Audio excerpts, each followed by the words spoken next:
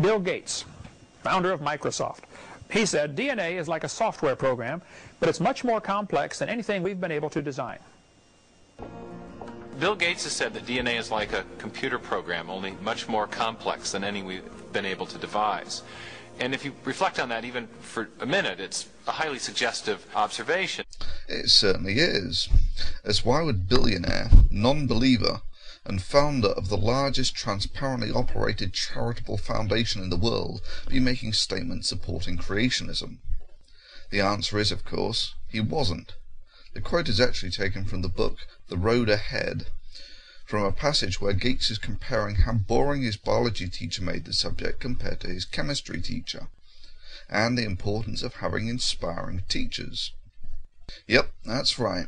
Both Kent Hovind, currently in jail for tax fraud, and the Discovery Institute, the intelligent design proponents who would not defend intelligent design under oath, have little problems in reconciling their literal biblical ethics with taking a line out of a passage where a guy is talking about the importance of good teachers to infer that they support intelligent design. This seems to be a pervasive pattern of behaviour amongst young Earth creationists. Take, for instance, the Dover trial of 2005, where intelligent design suffered a humiliating rout in court. Take the devout Christians and young Earth creationists, Bill Buckingham and Alan Bonsell, who were instrumental in getting the Dover School Board to teach intelligent design. A quick summary of their role in the affair. After Bill Buckingham and Alan Bonsell, at the time both school board members, had got the intelligent design proposal through the school committee, 60 creationist textbooks had conveniently showed up at the school, and so the trial lawyers wanted to know the origin of these books. Both Buckingham and Bonsell had sworn in their depositions that they did not know who donated the 60 copies of Pandas to the high school. But by the time Buckingham took the witness stand, a different story emerged. Buckingham had gotten up in front of his church and asked them to donate money to buy these books. And they did. And then he wrote a check out of his own checking account for $850, and he gave it to Alan Bonsell. And Alan Bonsell, for some reason, gave the money to his father, who went and bought the books, and then they showed up. It's a pretty astonishing lie to tell, under oath, no less, during a deposition. Bonsell told the same lie, even though he had given the check to his father to buy the books. During his deposition, he said, I have no idea where the money came from, none whatsoever. They just pleaded ignorance the entire time. In fact, this was during the trial. One of the more entertaining moments of the trial was that when Bonsell was on the witness stand, Judge Jones actually interrupted the cross-examination and took over the questioning himself on this issue and started asking him why didn't, in fact, he said to the attorneys, give me a copy of his deposition. And they brought a copy of Bonsell's deposition up there, and the judge opened it and said, you said this. You said you didn't know. Why didn't you say you got the check from Buckingham and you gave it to your father? It was almost like this weird feeling that, when you've watched a nature show and you know that the gazelle's about to get it from the lion, I remember actually thinking, oh God, Judge Jones is going to kill Alan Bonsell. I can't look. And then Judge Jones, his face had gotten bright red at this point, and he goes, you tell me why you didn't say where that money came from to buy of Pandas and People.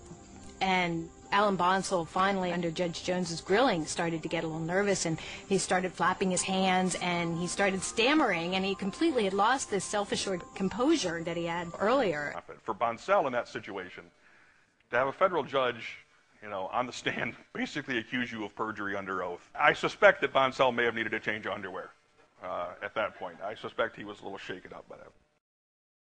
Jones recommended to the U.S. Attorney that he investigate bringing perjury charges against Buckingham and Bonsell for lying under oath. The 139-page opinion ruled that intelligent design is not science.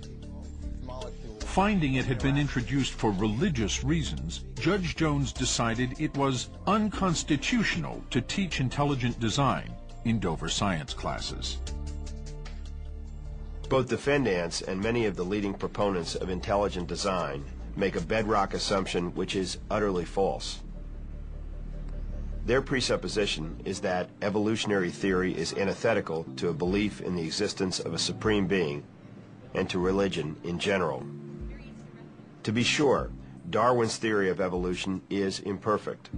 However, the fact that a scientific theory cannot yet render an explanation on every point should not be used as a pretext to thrust an untestable alternative hypothesis grounded in religion into the science classroom or to misrepresent well-established scientific propositions.